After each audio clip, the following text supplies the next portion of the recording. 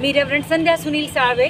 आज ख्रिस्ती समाजाच्या वतीने आम्ही येथे माननीय जिल्हाधिकारी यांच्या माध्यमातून मुख्यमंत्री साहेबांना निवेदन देण्याकरिता येथे जमलो आहोत।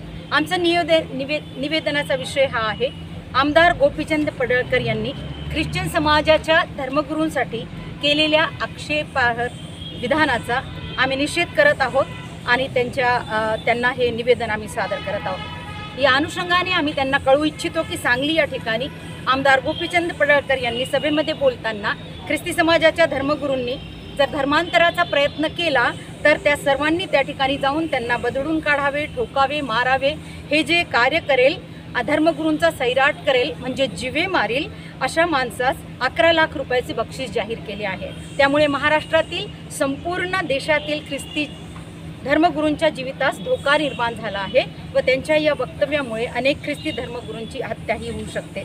भारत हे धर्मनिरपेक्ष राष्ट्र असून भारताला एक सर्वव्यापी सर्वशक्तिशाली संविधान आहे। भारतीय संविधान हे कलम 14, 15, 23 आणि कलम 25, 26 आणि 27 आणि 28 याद्वारे धर्मस्वातंत्र्याचा अधिकार देण्यात आला आहे।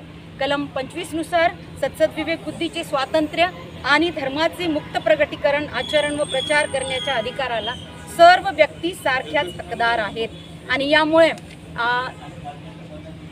आमदार गोपीचंद यांनी संविधानाचा त्यांना विसर पडलेला आहे असं आम्हाला वाटतं। त्यांच्या या विधानामुळे ख्रिस्ती विश्वास ठेवणाऱ्यांच्या धार्मिक भावना दुखावल्या गेल्या आहेत। तसेच त्यांचे विधान संविधान विरोधी असून समाजात तेढ निर्माण करणारे आहे।